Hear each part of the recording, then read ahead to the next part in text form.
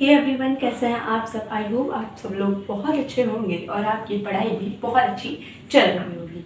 तो last class में हमने प्रेपोजिशन के 23rd पॉइंट के बारे में जान लिया था। आज की इस क्लास में हम प्रीपोजिशन का जो पॉइंट नंबर 24 है या फिर मैं कहूँ रूल नंबर 24 है उसके बारे में बात करेंगे। देखिए, एक वर्ड होता है सफ़र। अच्छा बताओ, सफर का मतलब किस किस को पता है? अगर सफर का मतलब क्या होता है? सफर का मतलब आप ये मत समझना कि सफर का मतलब यात्रा होता है। बहुत से बच्चे होते हैं सफर का मतलब यात्रा में बोल देते हैं। वो सफर एक अलग सफर है। ये जो सफर है SUFFER, ये एक अलग सफर है। इसका मतलब होता है पीड़ित होना। और इस सफर का यूज जनरली हम तब करते हैं जब हम किसी बीमारी से पीड़ित होने की बात करते हैं। तो जो सफर होता है इसके लिए हम फिक्स प्रीपोजिशन फ्रॉम का यूज करते हैं। देखिए, जब भी आपने एप्लीकेशन पढ़ा होगा, देखिए हम बचपन से एप्लीकेशन पढ़ते हुए आते हैं और सबसे पहला जो एप्लीकेशन हमें पढ़ाया जाता है वो पढ़ाया जाता है हमें फीवर आ गया है। तो जो एप्लीकेशन की लास्ट लाइन होती है हम उसमें क्या बोलते हैं? I have been suffering since last night. कि मुझे I have been suffering from fever, I have been suffering from fever since last night. तो यहाँ पर हम क्या बताते हैं कि पिछली रात से मुझे बुखार है या फिर पिछली रात से मैं बुखार से पीड़ित हूँ। तो आपने अक्सर कर देखा होगा वहां पर लिखा होता है सफरिंग फ्रॉम फीवर। तो ये जो फ्रॉम है ये सफरिंग का या फिर मैं कहूँ सफर का फिक्स प्रीपोजिशन होता है। इसी वजह से जब भी आप एप्लीकेशन पढ़ोगे किसी बीमारी के लिए, किसी डिसीज के लिए, तो वहां पर आप ये फ्रॉम लगा हुआ जरूर देखोगे। जब भी हम किसी बीमारी से पीड़ित होने की बात करते हैं तो वहां पर हम सफरिंग के साथ फ्रॉम प्रीपोजिशन का यूज करते हैं और ये सफरिंग का फिक्स प्रीपोजिशन होता है। अब यहाँ पर एक तो बात हमारी ये रही। दूसरी बात देखिए, जैसे फॉर एग्जाम्पल, जैसे हमारे एक एग्जाम्पल लिखा है she is suffering dash fever. अब उसे वो क्या है? बुखार से पीड़ित है। हम यहाँ पर पीड़ित होने की बात कर रहे हैं तो सिंपली यहाँ पर हम किस प्रीपोजिशन को फिल करेंगे? यहाँ पर हम फिल करेंगे फ्रॉम को। अब हमारा जो नीचे वाला सेंटेंस है Rita suffered because dash asthma. देखिए, यहाँ पर दो बातें हैं जो आपको समझनी है। पहले तो ये कि ये जो बिकॉज होता है ना, बिकॉज प्रीपोजिशन की तरह भी फंक्शन करता है और बिकॉज को हम एज अ कंजंक्शन भी यूज करते हैं। कंजंक्शन चैप्टर में हम इसको डिटेल में पढ़ेंगे। देखिए, बिकॉज तब प्रीपोजिशन की तरह यूज किया जाता है जब बिकॉज के बाद जो है नाउन आए, और बिकॉज का यूज हम एज अ कंजंक्शन तब करते हैं जब बिकॉज दो सेंटेंसेस को ऐड करें। अब यहाँ पर समझने वाली बात यह है कि जब हम बिकॉज का यूज प्रीपोजिशन की तरह करते हैं तो खाली बिकॉज नहीं लिखते हैं, हम लिखते हैं इसको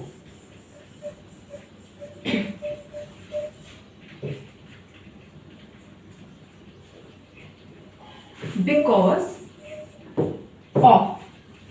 जब हम बिकॉज ऑफ लिखते हैं तो इसको हम एज अ प्रीपोजिशन यूज करते हैं, लेकिन जो खाली बिकॉज होता है हमारा इसको हम एज अ कंजंक्शन की तरह भी यूज करते हैं। इस वाली बात को हम अभी डिस्कस नहीं करेंगे, हम डिस्कस करेंगे क्योंकि हम प्रीपोजिशन पढ़ रहे हैं। तो इस वाली बात को देखिए, बिकॉज का मतलब हम सभी को पता है। बिकॉज का मतलब क्या होता है? बिकॉज का मतलब होता है क्योंकि। अब जब भी हम बिकॉज का यूज एज अ प्रीपोजिशन करते हैं तो हम उसके साथ ऑफ जरूर लगाते हैं। इस चीज को याद रखिएगा। तो ये वाला जो सेंटेंस है Rita suffered because dash asthma, Rita जो है अस्थमा की वजह से पीड़ित है। तो यहाँ पर हमने बिकॉज का यूज एज अ प्रीपोजिशन किया है तो हम इसको खाली नहीं लिखेंगे, हम लिखेंगे बिकॉज ऑफ। और अस्थमा क्या है? अस्थमा हमारा नाउन है। यहाँ पर जो बिकॉज ऑफ है ये प्रीपोजिशन की तरह यूज हुआ है। तो हमने यहाँ पर दो कंसेप्ट सीखे। पहली बात तो ये कि जो सफ़र होता है उसका मतलब होता है पीड़ित होना। सफ़र का जो फिक्स प्रीपोजिशन है वो है फ्रॉम। सफ़र के साथ हमेशा हम फ्रॉम का यूज़ करते हैं। Next because. बिकॉज का यूज़ जब हम एज अ प्रीपोजिशन करते हैं तो हम बिकॉज के साथ ऑफ लगाते हैं, और बिकॉज ऑफ के बाद हमेशा ही एक नाउन आता है। लेकिन जब बिकॉज का यूज हम एज अ कंजंक्शन करते हैं तो वहाँ पर जो बिकॉज होता है वो दो सेंटेंसेस को ऐड करने का काम करता है। मतलब कि एक सेंटेंस में कुछ बात कही जाएगी और उसका जो रीज़न होगा वो दूसरे सेंटेंस में दिया जाएगा, क्योंकि बिकॉज जो है वो रीज़न हमें बताता है। Alright, next is rule number 25, या फिर मैं बात करूं पॉइंट नंबर 25। पॉइंट नंबर 25 कुछ इस तरह से है कि जब भी हम बात करते हैं कम, गो, ट्रेवल या फिर जर्नी की, जब भी आपको ये सारे शब्द दिखाई दे और इन सभी शब्दों के बाद आपको कोई मीडियम ऑफ ट्रांसपोर्ट दिखे। मीडियम ऑफ ट्रांसपोर्ट क्या होता है? जिससे हम एक जगह से दूसरी जगह पर जाते हैं। फॉर एग्जाम्पल कार हो गया, बाइक हो गई, एरोप्लेन हो गया, ठीक है। तो जब भी आपको कम, गो, ट्रेवल या जर्नी दिखाई दे और उसके बाद आपको कोई मीडियम ऑफ ट्रांसपोर्ट दिखे, जैसे कि कार हो गया, बाइक हो गई या फिर साइकिल हो गई, इसको हम बाइसाइकिल बोलते हैं, या फिर एरोप्लेन हो गया,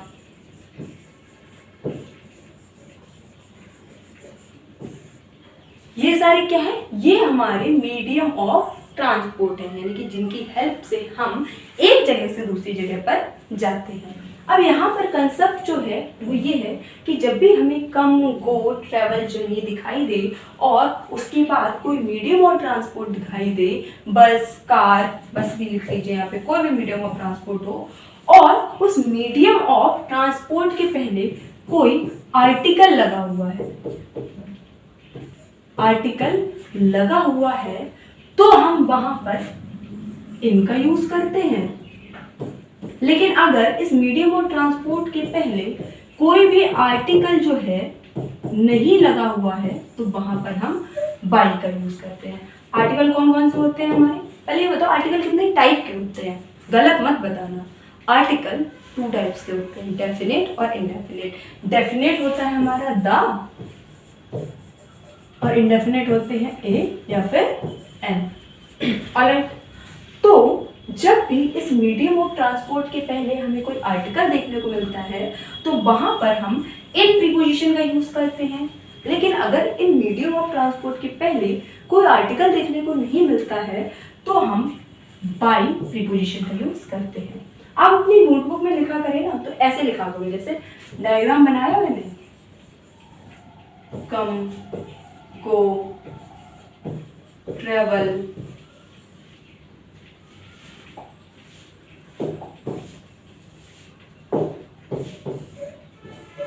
जर्नी,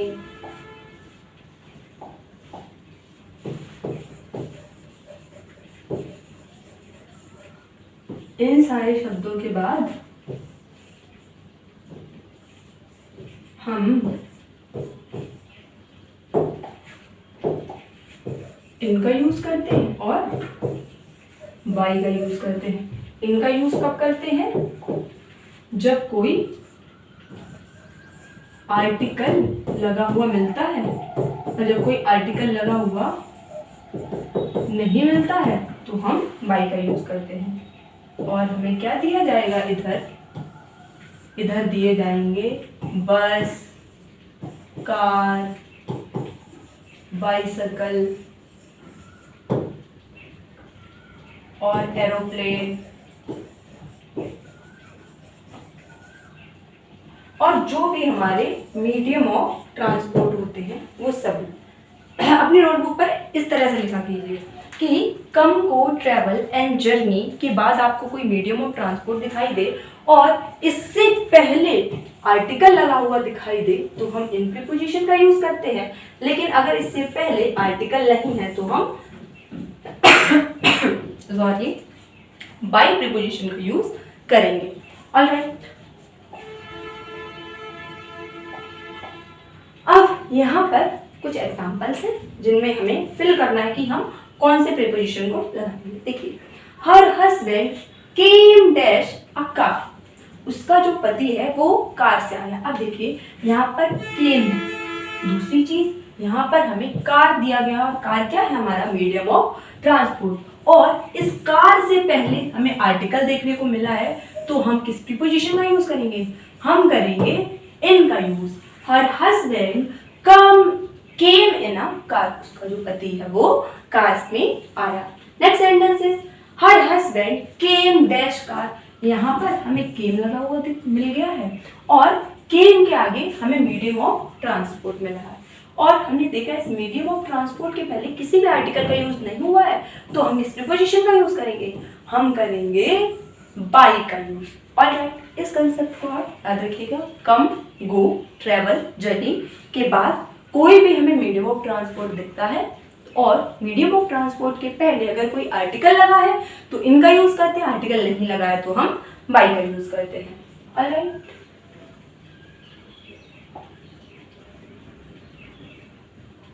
पॉइंट नंबर, अब हम पढ़ेंगे 26 के बारे में, या फिर रूल नंबर 26। रूल नंबर 26 जो है वो भी हमारा फिक्स प्रीपोजिशन को लेके है, और दो वर्ड होते हैं, एक होता है एग्री और एक होता है एसेंट। एक वर्ड होता है हमारा एग्री और एक वर्ड होता है हमारा एसेंट। इन दोनों का ही मतलब होता है गाइस सहमत होना। दोनों का ही मतलब क्या होता है, इन दोनों का ही मतलब होता है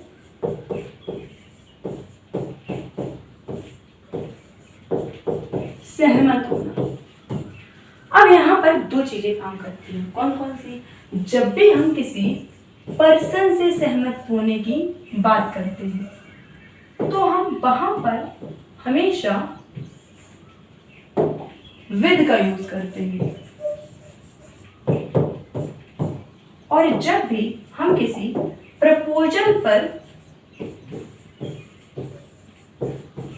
सहमत होने की बात करें तो वहां पर हम टू प्रीपोजिशन का यूज करते हैं। देखिए, रूल नंबर 26 या पॉइंट नंबर 26 हमसे क्या कहता है, एग्री और एसेंट। एग्री और एसेंट दोनों का ही मतलब होता है सहमत होना, किसी बात से सहमत होना, एग्री करना, किसी बात को मान जाना।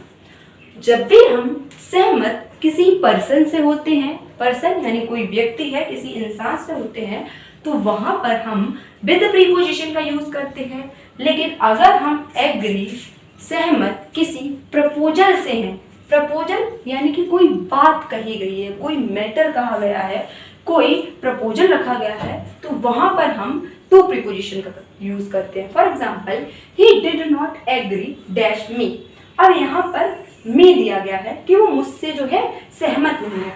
अब मी कौन होगा, मी होगा तो कोई पर्सन ही ना, कोई इंसान ही तो होगा, तो हम यहाँ पर विद प्रीपोजिशन का यूज करेंगे। he did not agree with me. Next is I did not agree dash his proposal. मैं उसके प्रस्ताव से, प्रपोजल का जो हिंदी मतलब अगर मैं कहूँ तो वो होता है प्रस्ताव।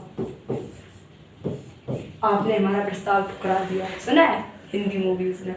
तो यहाँ पर हम प्रपोजल की बात कर रहे हैं, तो हम प्रपोजल के लिए टू प्रीपोजिशन का यूज करते हैं।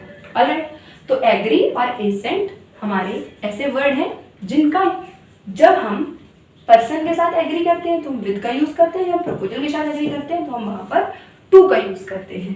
ऑलराइट, नेक्स्ट हम पॉइंट की तरफ पढ़ते हैं, और नेक्स्ट पॉइंट हमारा 27 पॉइंट भी है एक फिक्स प्रीपोजिशन को लेके। देखिए, फॉन्डनेस। देखिए, फॉन्ड का मतलब होता है लगाव, और फॉन्डनेस का मतलब भी होता है लगाव होना किसी चीज। अब हमने फॉन्ड पढ़ा था, फॉन्ड के साथ हम ऑफ का यूज करते हैं, लेकिन जो फॉन्डनेस होता है उसके साथ हम फॉर प्रीपोजिशन का यूज करते हैं। ऑलराइट,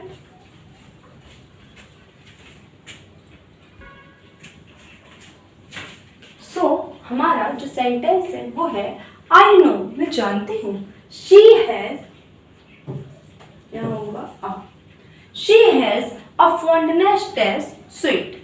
अब मैंने कहा कि उसे मिठाइयों का शौक है, मैं जानती हूँ, क्योंकि यहाँ पर फॉन्डनेस है तो हम फॉर प्रीपोजिशन का यूज करेंगे, ठीक है। लेकिन अगर इसी जगह पे हमारा सेंटेंस ये होता she is fond test sweet, उसे मिठाइयों का शौक है, तो यहाँ पर क्योंकि फॉन्ड का यूज हुआ है इसी वजह से हम यहाँ पर ऑफ प्रीपोजिशन का यूज करते हैं। देखिए फॉन्ड और फॉन्डनेस दोनों का मतलब एक ही होता है, दोनों का मतलब होता है लगाव होना, ठीक है। लेकिन फॉन्डनेस के साथ हम फॉर का यूज करते हैं और फॉन्ड के साथ हम ऑफ का यूज करते हैं। फॉन्ड मैंने आपको पहले बताया था, अब हम फॉन्डनेस के बारे में पढ़ रहे हैं।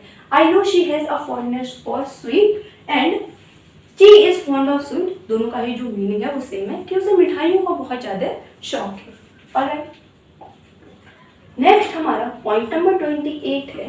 देखिए पॉइंट नंबर 28 है वो बहुत ही इंटरेस्टिंग और थोड़ा इंपॉर्टेंट पॉइंट है।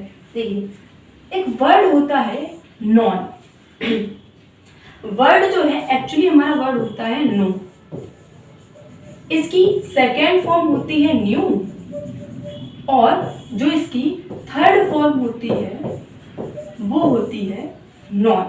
ऑलराइट, जब भी नॉन का हम यूज करते हैं तो उसके दो मतलब होते हैं।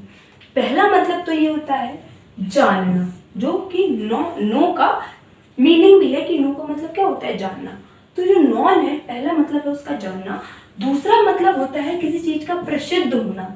जब भी कोई चीज बहुत ज्यादा प्रसिद्ध होती है तो हम उसके लिए भी नॉन का यूज करते हैं।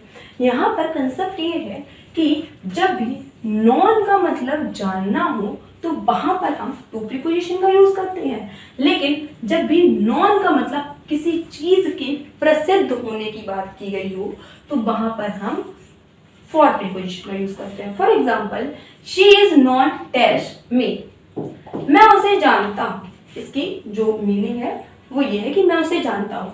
तो यहाँ पर नो का यूज हमने जानने के लिए किया है तो हम यहाँ पर सिंपली टू का यूज करेंगे। लेकिन जो हमारा नेक्स्ट सेंटेंस है Agra is non dash Taj Mahal, Agra जो है वो ताजमहल के लिए प्रसिद्ध है। तो यहाँ पर नॉन का मतलब किसी को जानना नहीं बल्कि प्रसिद्ध होना है, इसी वजह से हम यहाँ पर फॉर प्रीपोजिशन का यूज करेंगे। Agra is non for Taj Mahal.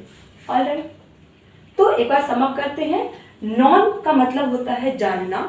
Simply जब भी नॉन का मतलब जानना हो तो हम उसके साथ टू प्रीपोजिशन का यूज करते हैं, लेकिन जब नॉन का यूज करके हम किसी चीज के प्रसिद्ध होने की बात करते हैं, फेमस होने की बात करते हैं, तो वहां पर हम फॉर प्रीपोजिशन का यूज करते हैं। सी इज नॉन टू मी, मैं उसे जानता हूँ। And Agra is non for Taj Mahal, Agra जो है वो ताजमहल के लिए प्रसिद्ध है।